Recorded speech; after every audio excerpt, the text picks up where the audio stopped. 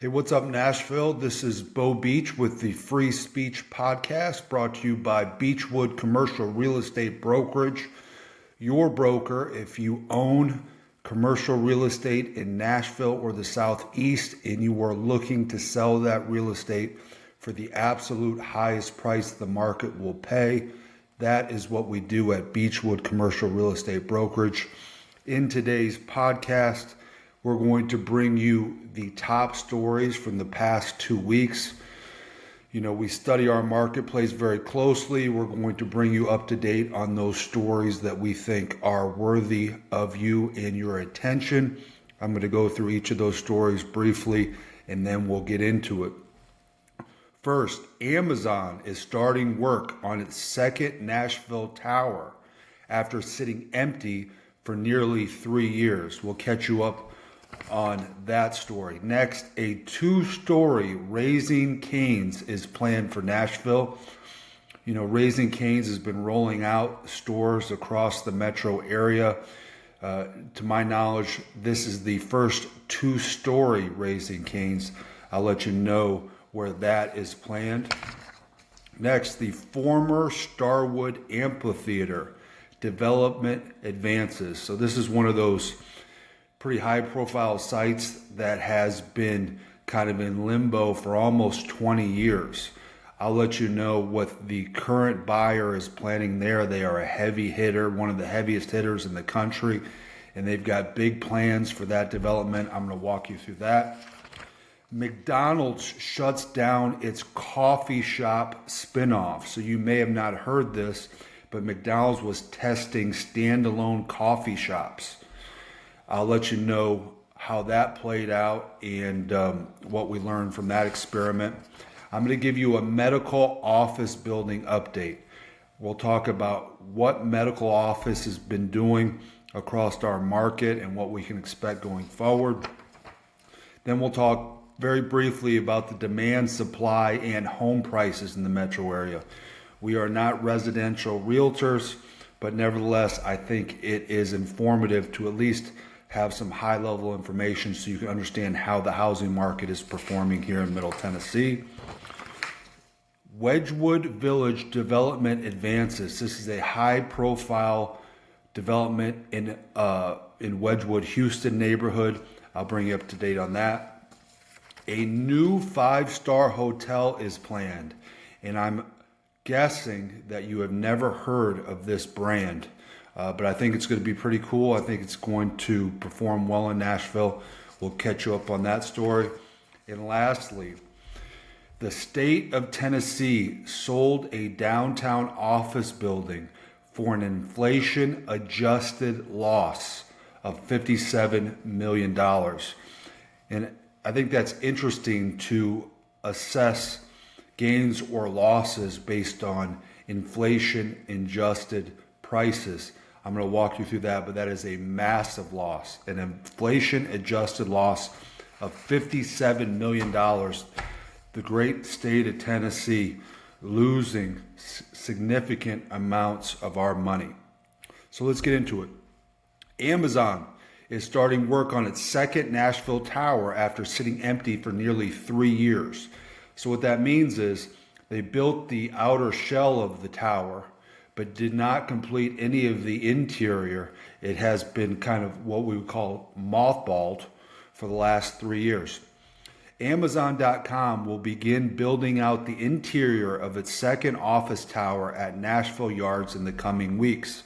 The news comes just a week after it was first reported that Amazon will move into around 100,000 square feet of space in Asurion's Gulch headquarters as part of a sublease agreement through WeWork. So in our last podcast, we told you the story of WeWork subleasing 100,000 square feet of space with a tenant in hand, right? So Asurion built a big, beautiful headquarters. They decided they didn't need all the space. They put over 100,000 square feet up for sublease, which WeWork sublease from Asurion's landlord, right? So let's start over on this story because I want to get this right.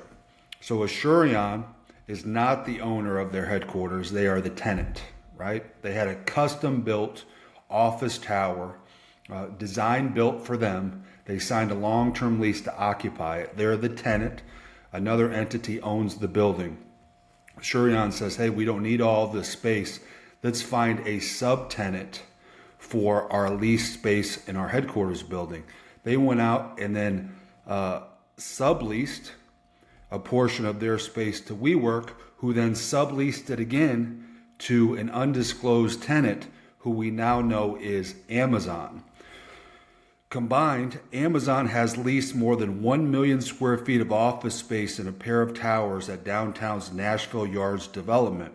The two-tower site anchors much of Amazon's retail operations division, spearheading the company's shipping, logistics, and distribution work. The company's first tower at downtown's Nashville Yards opened in mid-2021. In September, Amazon CEO Andy Jassy announced all workers would be required to be back in office 5 days per week. Plans for the Amazon second office tower include the construction of a multi-story conference center and first-floor retail space. Workers are expected to move into the second tower in 2026. Amazon is now among the 10 largest employers in the region. So, the story that Amazon told when they didn't immediately build out their second tower was they are reevaluating how they're going to use that space. But really what they were working through was this work from home scenario whereby they had many employees still working from home. The world has shifted a little bit in that there are fewer and fewer people working from home. Companies are realizing that employees are more productive when they're actually physically present in the office.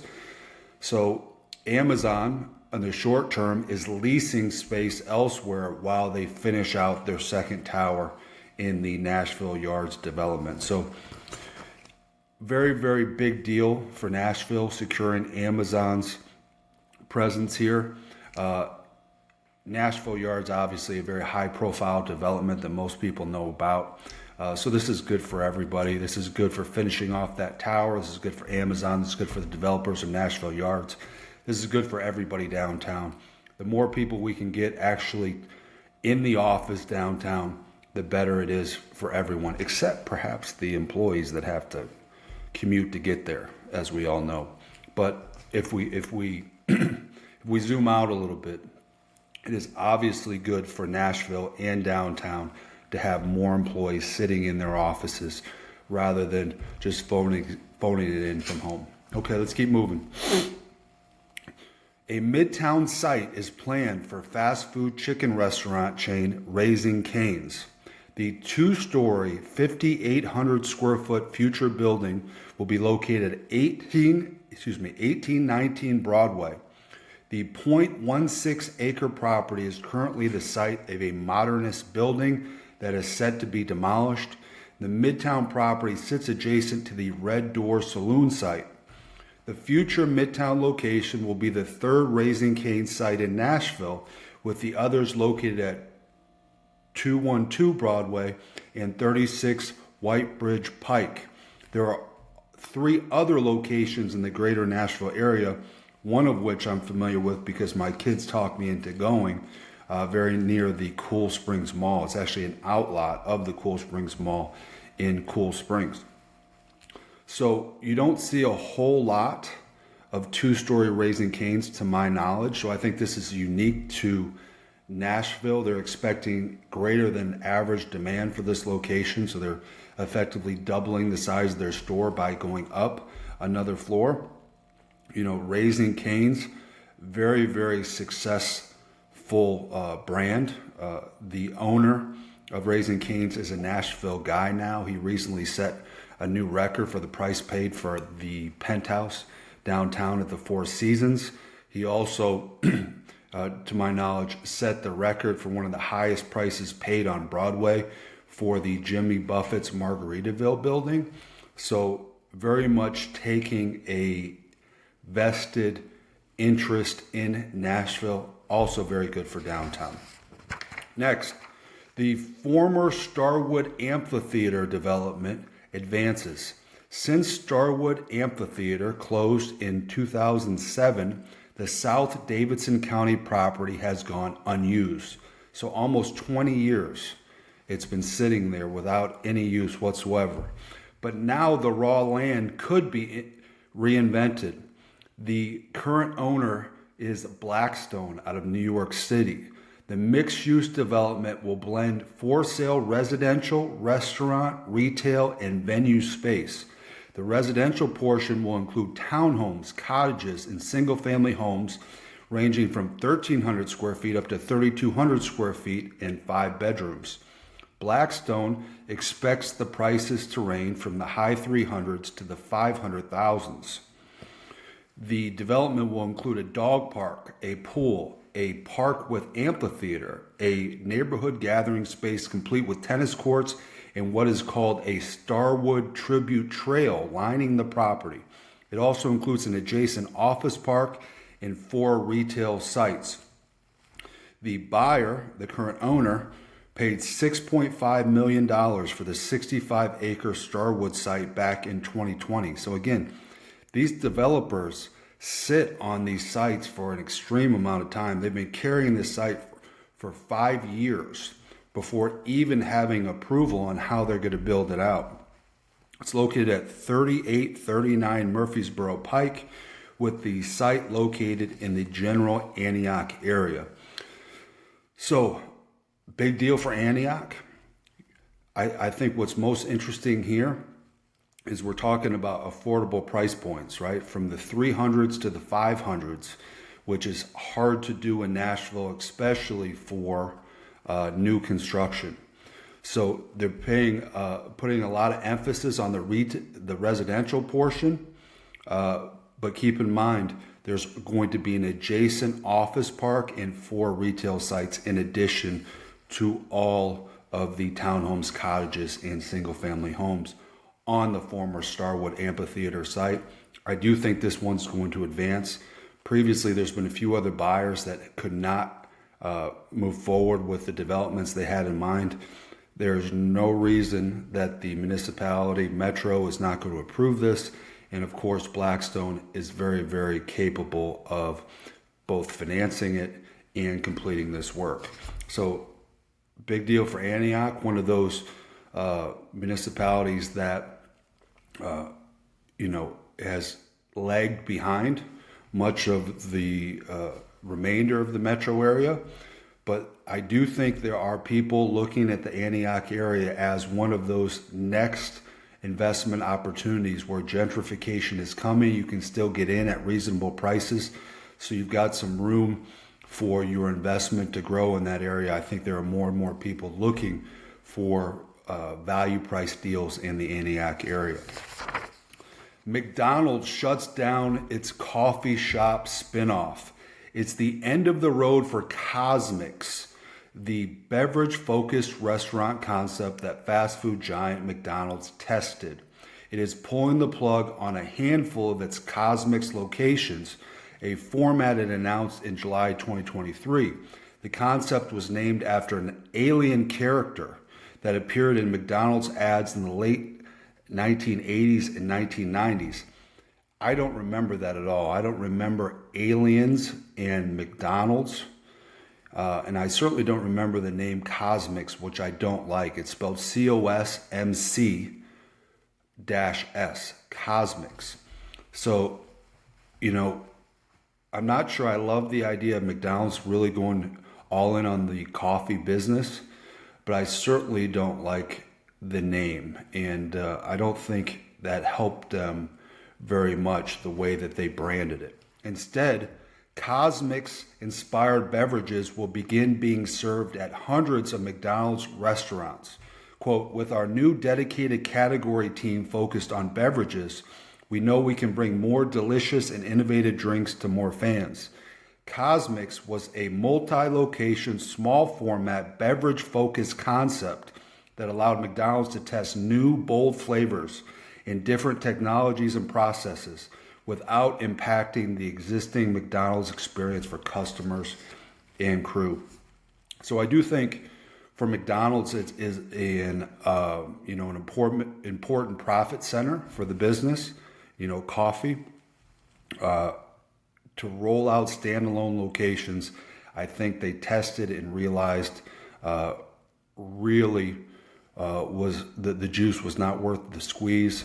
What they're trying to do now is at least take some of what they learned from that experience and roll those products into the McDonald's that you know and love. And perhaps you're going to see some new beverage concepts coming from McDonald's real soon. A medical office update. Nashville's population growth and increasing demand for healthcare services has helped the medical office segment remain remarkably stable. The vacancy rate fell 80 basis points over the past year to just 5.8%. There may be another reason for the market remaining tight: slowing construction. Construction costs have been the main culprit of slowed ground-up construction and build-out costs for existing properties. Quote, turnkey expenses that cost about $100 per square foot just a few years ago now cost double. Increase and volatility of financing costs have also contributed to the slowdown of ground-up construction. Yeah, that is an understatement. If you've been listening for any period of time, I've explained to you the biggest challenge in our marketplace today is the cost and availability of financing. So even if you're willing to pay today's market interest rates, banks are still very stingy on lending those funds out, especially for new ground-up construction. I don't know if there's any segment of our business that's been hurt more than new ground-up construction or the resulting land sales, right? So land sales in greater Nashville were on a very, very strong run until 2-3 years ago, where banks really tightened up, and in response, the value of land perhaps reset to a lower value. But what's happened more often than not is that land just isn't trading altogether. Very few large-scale speculative medical office buildings finishing construction or breaking ground today. We're seeing more redevelopment of existing properties to help meet demand. So it's much, much easier to redevelop existing medical office properties than it is to buy a piece of dirt and bring that same property out of the ground. So you're seeing buyers really move away from ground up and move into really updating, remodeling, refreshing existing medical office properties. The Nashville medical office market has a tight availability due to stable demand and moderate construction pipeline. Net absorption, defined as the difference between move-ins and move-outs, totaled about 240,000 square feet over the past 4 quarters, right? So net absorption, what that means is as space comes on the market, whether it be become available because a tenant moved out or because of new construction, we've occupied 240,000 square feet more than we vacated, right? With construction falling, Nashville's medical office market is expected to remain tight through the end of 2025. So if you're the owner of an existing medical office property, what does this mean for you? This means that demand is stable or growing and supply is not meeting demand. So if you've got more demand than supply and you own an existing medical office building, you would think that your property has become more valuable, right? Or you would also think that you can charge more to tenants interested in medical office space because the dynamics of the market are benefiting you right now. So medical office is still a very strong investment type in greater Nashville. We do not think that's going to change anytime soon because there's simply not enough supply coming online to catch up with demand. Let's talk about the residential home market. If you've been listening for any period of time, I don't like to get into the weeds on the residential side, but I do like to give you a high-level overview of kind of how the market is functioning. So let's discuss the demand, supply, and resulting home prices. On the demand side, from 1990 to 2000, right? So a 10-year span. Nashville averaged around 27,000 people being added to the metro area each year. Now, from 2012 to this most recent year, the average nearly doubled to 46,000 people per year. Supply has not kept up with this in-migration. The city is behind about 75,000 housing units in the region. 75,000 housing units short. The other problem is wages have not kept up. The median hourly wage in Nashville from 2007 to 2024 grew about 75%, which sounds like a lot, until you realize that home prices have increased in that same period by about 145%. So from 2007 to 2024, wages are up 75%, but housing prices are up 145%. And the reason for that is you've got a supply and demand mismatch, right? So demand, as expressed by the amount of people moving to the city, 46,000 per year, and supply, the issue being we're 75,000 units short on the supply side. There are three ways to tackle Nashville's housing crisis: increase supply, incentivize building, and improve mobility. This is not an issue that's going to be solved by just charitable organizations. The market is going to have to play a significant role in this issue, and that means aligning incentives properly. Amen to that. So what is the solution out of this? The solution out of this is to make it easier and more profitable for developers to add more housing units, right? So often we view developers as the bad guy, the guy that's changing our cities, that's gentrifying our neighborhoods, that's pushing prices higher. The reality is we need the developers to get more involved with this 75,000 unit shortage. So what do we need to do there? We need to incentivize building by making it less costly and making it faster. Do I think Metro is actually going to do that? No, I don't have a lot of faith in Metro, to be honest.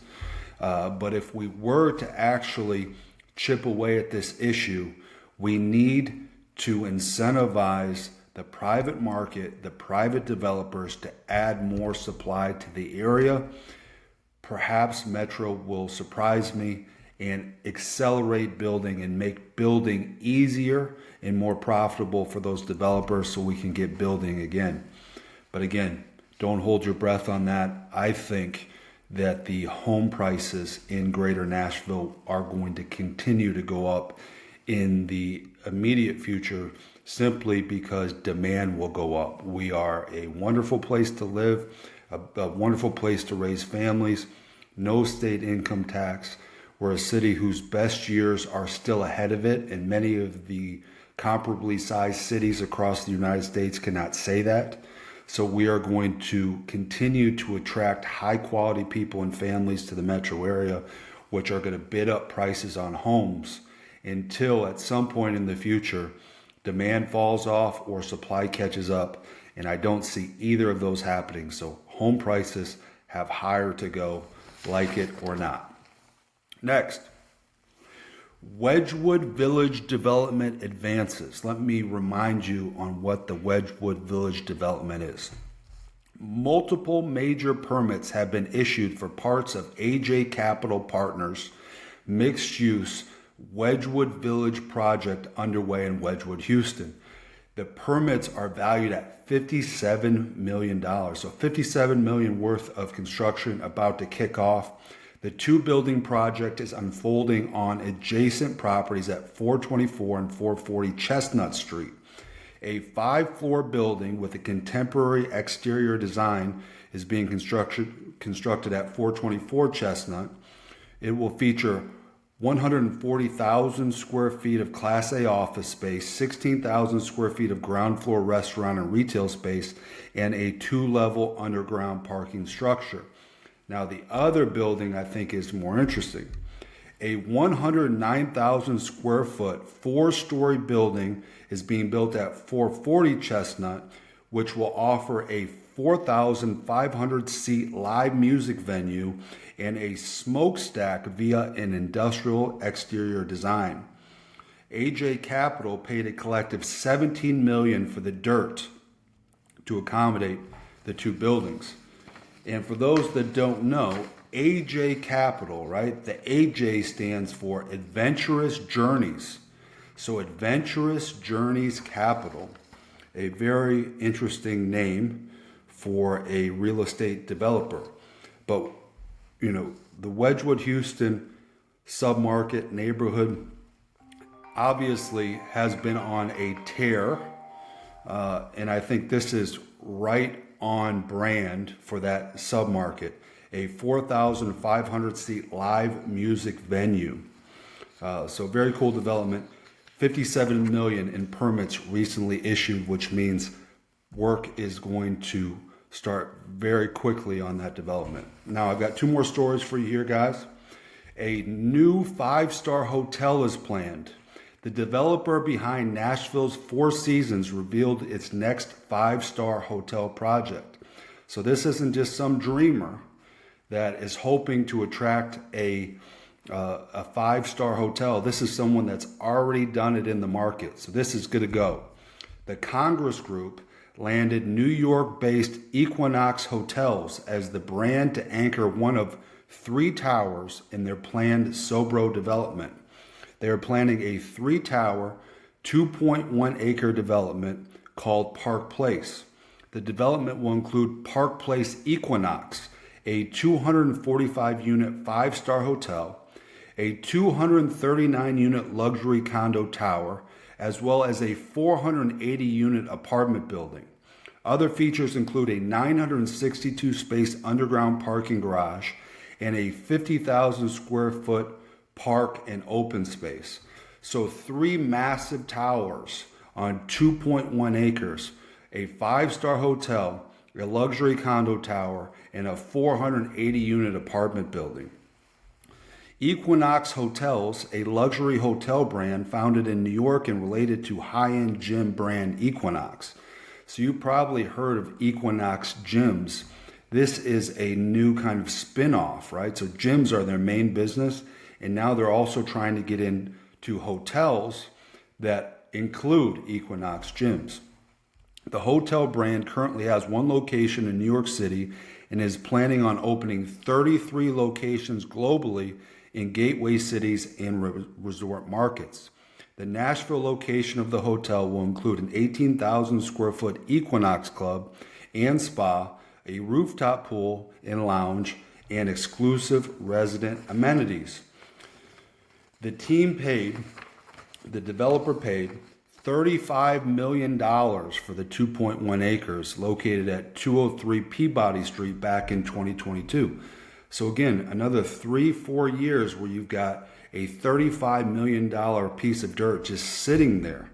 Generally, these developers are not paying cash. We're talking about $35 million for the dirt. Generally, there's going to be some debt involved there. There's going to be some carrying costs. So you're carrying $35 million for the last 3 years before you even get a shovel in the ground. As I say often on the podcast, developers deserve more respect than they get. That is a very, very difficult business that they play in. The Congress Group developed downtown Nashville's Four Seasons Hotel and Restaurants, Four Seasons Hotel and Residences, which opened in 2022, adding 144 condos and 235 hotel rooms to Nashville's portfolio. They sold the Four Seasons for $165 million ahead of its opening date. So they built the Four Seasons and sold it for $165 million before it even opened. Last year, the developer behind Nashville's JW Marriott revealed plans for a St. Regis Hotel and condo tower, and Samara Road is planning the Pendry Nashville Hotel and condo tower in its Paseo South Gulch development, which is also planned for an Equinox club. So we got multiple Equinox clubs. We've got multiple very luxurious hotels being planned downtown. This is something that's happening in Nashville. Ready or not, we are going to be loaded with luxury hotel rooms very soon. And lastly, the state of Tennessee story. The state of Tennessee sold a downtown office building for an inflation-adjusted $57 million loss. And I love this idea of inflation-adjusted. The Citizens Plaza building, located at 400 Diedrich Street, sold for $16 million. The buyer owns the Best Western Franklin Inn on Murfreesboro Road. So that tells me that this old dated office building could soon be converted to a hotel building. The state has owned Citizens Plaza since 1986, long time ago, right? So I was 4 years old when the state bought Citizens Plaza. They paid $25.36 million for the 15-story building. Now, if we adjust that $25 million that they paid in 1986 and convert them to today's dollars, that means the loss they just took on this building amounts to $57 million, right? So if you take the $25 million they paid in 1986 and convert it to today's dollars, they paid effectively $73 million for that property in 1986. Even more interestingly, if you want to argue that assessed values are nonsense, which they are, assessed value and appraised value are different, right? Assessed value is purely the value that's chosen by the municipality to charge you property taxes. The Davidson County property assessor valued Citizens Plaza this past year at $75 million. So for property tax purposes, Davidson County says that's a $75 million building and we're going to charge you property taxes based on that. Now, the market value, as we just discovered, is actually $16 million. So don't ever come to me and say, oh, well, the assessed value of my property is this, so that's what I want to get for it. No. Assessed value has nothing to do with real life. It's purely there to charge you property taxes.